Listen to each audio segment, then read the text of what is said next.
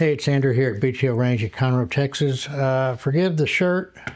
Forgot what day it was today. I'm supposed to be attending a graduation ceremony at the Houston Police Department Academy later on today. So anyhow, at least you can see the gun, right? So this is a Browning Auto 5, the traditional classic Auto 5. This is a 12 gauge standard weight gun made in 1954. Per the serial number and Browning's chart on their website. So this is a gun that's been checked into our repair shop, and the customer states safety engages after each round fired, which kind of confusing to me. There's plenty of detent on the safety here, so we're going to take it apart and see if we can see something obvious. He also wants a detail clean, so it's going to have to come apart anyway. So we're going to do a take apart video on the traditional Auto 5, not the same gun as the current model Auto 5 by any stretch of the imagination. So that take apart is completely different. But this take apart will also generally work for the Remington Model 11 and Remington Sportsman 12 gauge shotgun, as well as some of the Savage recoil operated guns that were based off the Browning patent. So let's start out, make sure we're clear here. So we have the ejection port open, bolt lock back, and that's clear. Let's go ahead and close this bolt. We're going to remove the magazine cap. Now there is a spring retainer. There is a spring retainer under here, or should be under here. So you never know if you're taking apart a shotgun that you don't know whether that spring retainer is there or not. Now on the Auto 5, I know that some of it's below this, but the barrel goes into the receiver. So as you remove the tension on this magazine cap, the barrel is going to want to lift out. So it can be helpful and make it easier to push down just a little bit on this barrel. See? There's no, the spring retainer is there, but it wasn't retaining anything. That's the spring retainer. Sometimes that's just completely missing. So he does have the shot limiting plug and the mag cap. So now we can remove the fore end. Well, that's not a Browning fore end. This looks like a fore end off of a Remington 11 that's been put on this Browning shotgun. That's why it didn't fit very well.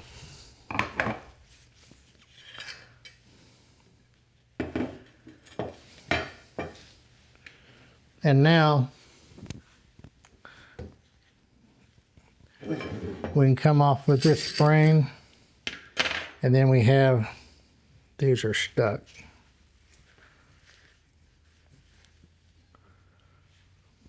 He's got all kind of problems going on with this.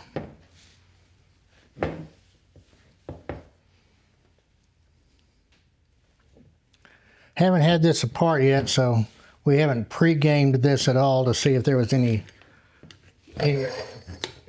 pre-take apart we could do. And there's not. This guy here's the magazine follower is not wanting to come out. Okay. So we're going to have to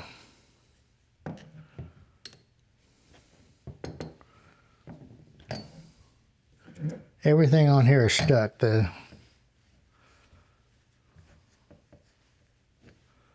setup for light loads and 12 gauge, but all right. Pause for a second. Let me go grab some more tools. Tools I wouldn't normally need for this.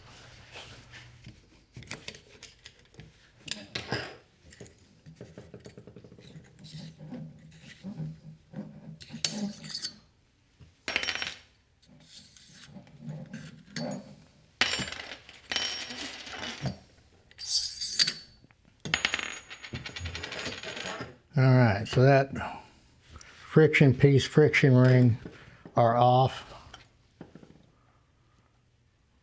We have to revisit that and see why it was set up like it is. So now when we start talking about these Browning shotguns, we're going to actually measure the length of this spring here. That may need to be replaced. It's, what, 70 years old now. It's probably due for that to be replaced. We'll see if the customer wants to do that, but I'm kind of unclear as to when the last time this was shot or how well it was running when it was shot, other than the complaint of the safety. So kind of confusing. So anyway, let's drop the stock off and get the trigger plate out and continue the disassembly of this gun. So to remove the stock on the Browning, you've got a lock screw, the screw that actually retains the stock, and this screw actually is dealing with the mainspring, the hammer spring inside. So we're not going to remove this screw yet until we have the gun more apart, but we are going to remove this lock screw and this stock screw here. So one thing about Browning A5 screws is that the screw slots are very narrow.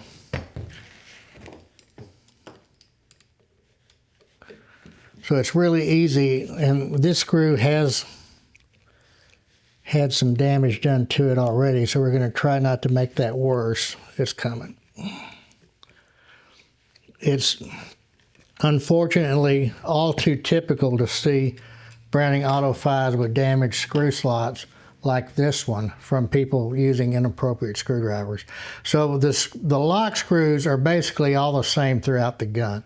So, but we're, just because of habit, we're going to try to keep them together with their primary screws. So once we remove this long screw here,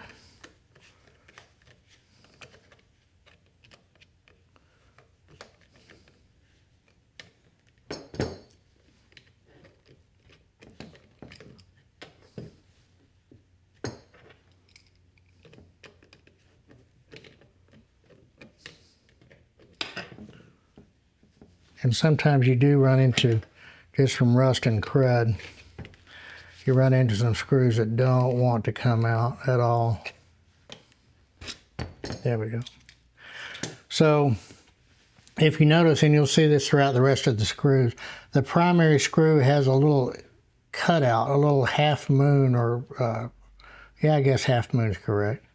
So when it sits in the gun, you have to index the primary screw for the lock screw to fit in its hole, and that's how it locks this screw in place to keep it from turning.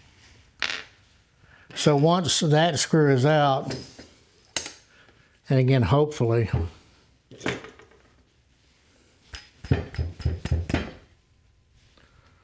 maybe not.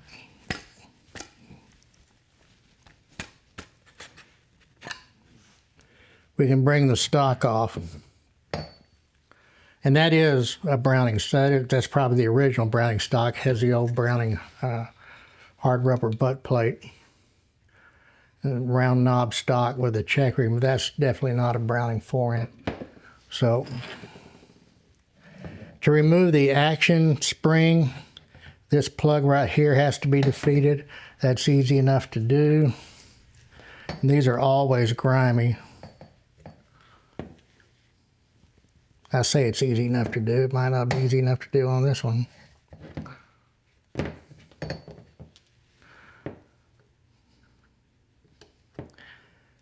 This plug is wood, and sometimes what we run into is, just from age, we get some corrosion going on in here.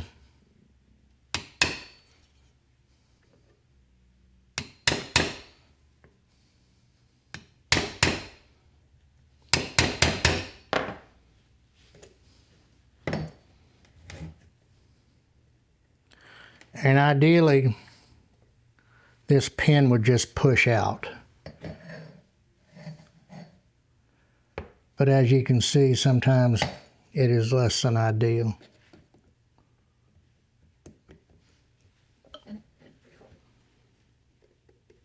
It's pretty heavily corroded in there. We're going to need to get this. We're going to need to get this out in order to get the rest of the gun taken apart.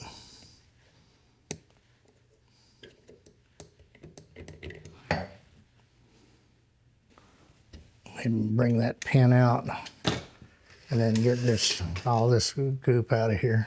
So that's another spring that we're going to need to measure and probably replace, is this action spring.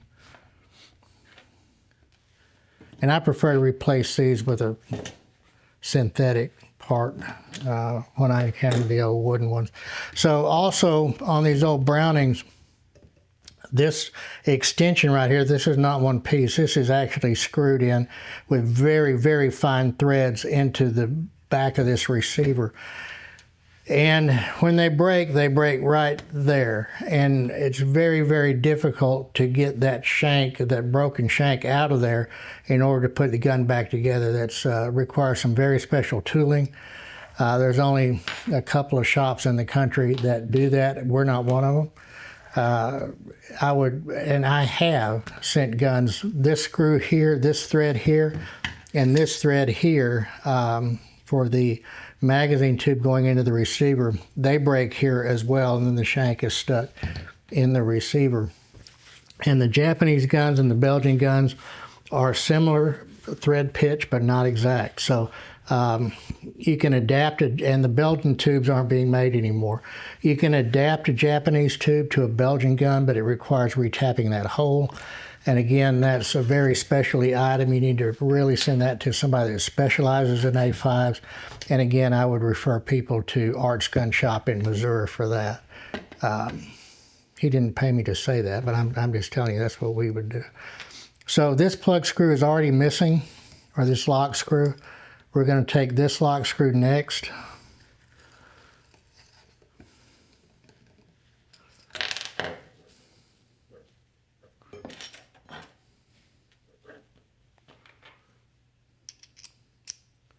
And this screw here.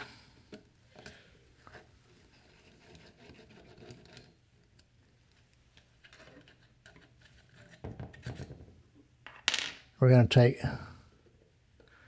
this screw here. Actually, it's not a screw, it's a pin.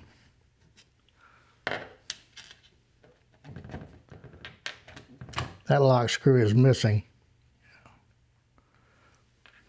So that lets us bring this trigger plate assembly out, and we'll get to the carrier in just a second. There's a carrier spring under there. So let's remember what the customer is saying his problem is that the safety goes on after each shot. So this is basically the disconnector. So the bolt will run forward, and this is probably the issue. We'll push this forward like this, and that clears the trigger.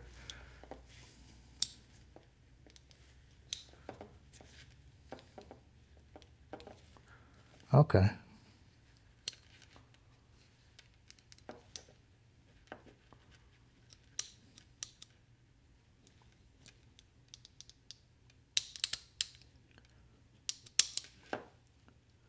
So if this isn't being pushed forward, then you won't be able to pull the trigger because that's actively blocking the trigger moving with that interface right there. So if that's what he's saying is happening, it has nothing to do. I don't think there's anything going on with this safety. This safety is working. The safety is working as it's designed to work. And all this does, all the safety does is physically block the trigger from being able to pull to the rear, and it's held in place by a spring and a detent ball, and that's where you hear that click there. But this also acts as a secondary safety, if you will, to make sure the gun is in battery. So we need to get to the bottom of this bolt to see what's going on, and we may end up having to replace this guy. And it's just pinned in. It's held in place by this pin here, and there's a spring and a plunger underneath that, and that is a wear part on the gun. So you have the mainspring here, and this is that screw that we told you not to take apart. If we were going to take this apart any further, we would pull this screw to get the mainspring out. You know, we can drift this pin out when we release the trigger up.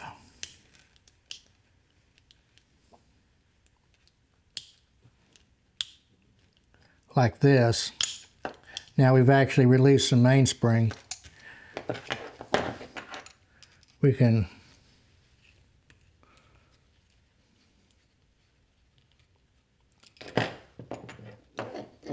remove that screw.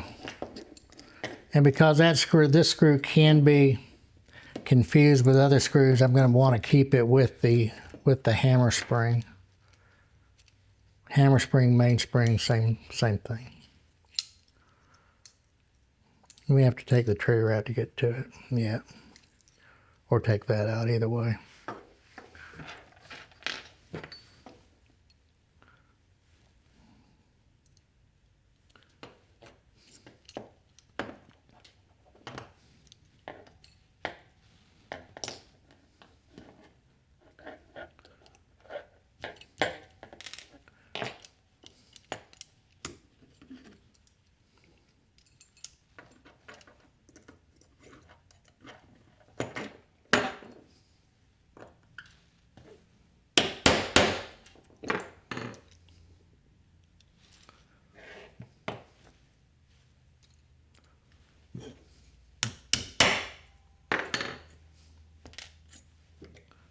So the hammer, its pin just drives right out. The hammer's there. Trigger pin here.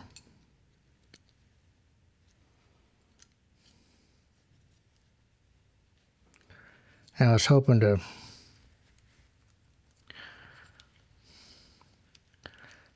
come out of here without doing this, being able to pull this straight forward, but it's not happening. I'm going to have to pull that. I'm going to have to pull this pin to bring that out. So I really need my block to do this. Be lucky if we get it done this way.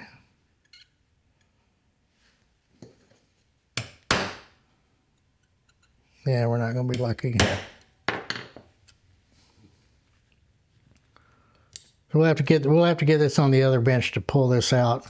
Once we pull this disconnector or secondary sear out, or safety, we can remove the mainspring or hammer spring, and then remove the trigger underneath it. And then underneath the hammer spring, there's this flat spring here that powers the trigger.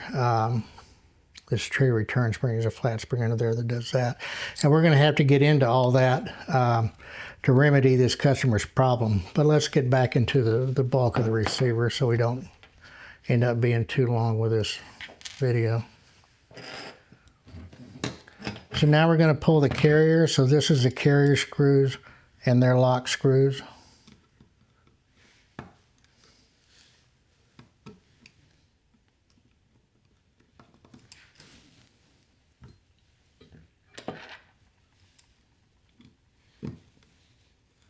And the lock screws, unless they're corroded in place or rusted in place, they shouldn't be under a whole lot of tension. They should come out fairly easily. And the same really with all the screws on the Browning. They're really fine thread and they're really narrow slots. So they're somewhat delicate. Now the screws are being remade. They're available as sets. You can buy every screw in the gun already finished and ready to go.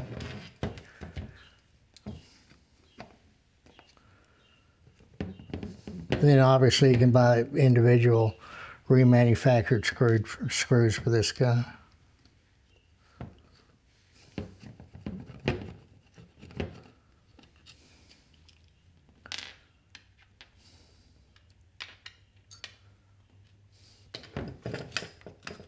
So now, this is the carrier spring. It lives on this stud here in the side of this receiver. So you can actually just kind of push it down and pull it out a little bit from the receiver. Now it's under a little bit of tension, so you have to just try to control it. When it comes out, it's going to want to come out. There we go. That guy breaks quite a bit too, so that's worth keeping hold of. Two-piece carrier. Now to remove this bolt handle, in order to get this bolt out. Well, there's a couple things we need to do first. We've already pushed the bolt handle back, so it's not connected anymore. And we'll be able to lift it out in a minute. But what we have to do is remove this piece here to allow the bolt to come forward and out.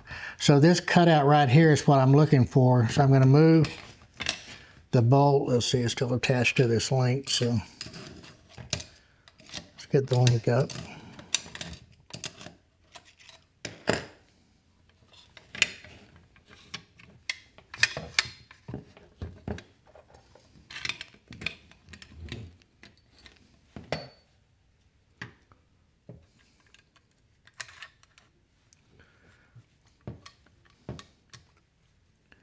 What we're looking for is that pin right there. It's now visible through that cutout. The reason that cutout is there is I'm going to actually take the pin out from this side.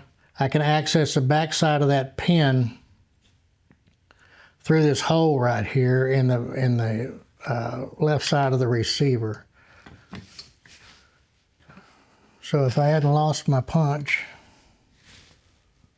no, I haven't. It's over here. It's got to be lined up.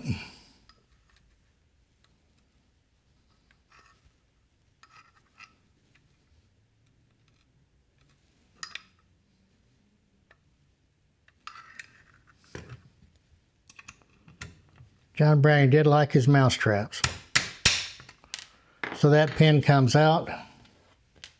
I've got my thumb on here because when I move this punch out, there's a spring under here that's going to loosen up. This guy's could want to come out depending on how bad the spring is. So I'm going to reach in with my punch. I'm going to fish out this spring here.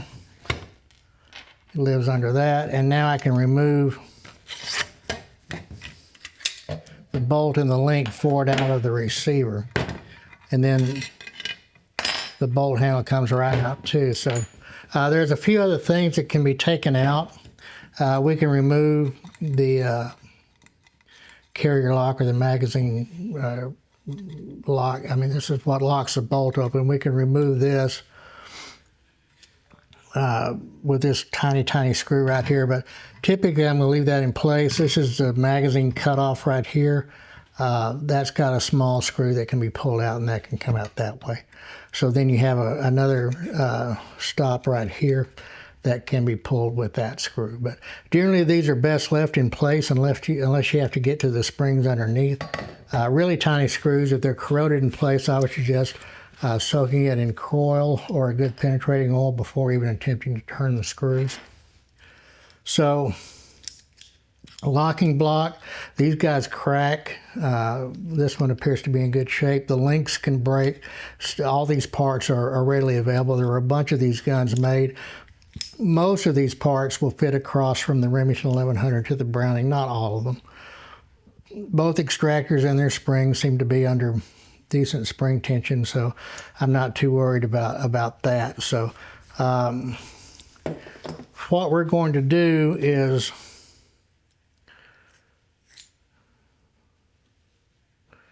we're going to run all these parts into the ultrasonic cleaner and get that process started on the cleaning. And then when we put the gun back together, after we clean it, we're going to check and see what he means by the safety. I think he's talking about it's a dead trigger when the gun runs. So there's a few reasons that may be causing that. Maybe where to that part we showed you on the trigger plate. It may be that the gun is not cycling well enough for everything to come back the way it should. I mean, there's a few things that can be going on with this gun, but once we get it cleaned up and put back together, get this gas system, or this gas, there's no gas system, get this recoil system put back together correctly, then we're going to test fire it and work on what the mechanicals are. But in a nutshell, that's the breakdown of the Browning A5 shotgun. And I've got one of my guys here that needs to learn this gun anyway, so I'm going to leave it like this and tell him to clean it and put it back together. So we'll see how that works out. And anyway, if you like what we're doing, hit that like button, hit that subscribe button, hit that notification bell. We try to put videos up, a couple of videos up every week if we can. Normally I'm wearing a BTO range shirt, but it kind of caught me unsuspecting today. Well, it's just me not paying attention to the calendar, that's all. But anyway, we thank you for watching. Watch our other videos, by all means. We enjoy doing them for you, and we'll see you on the next one.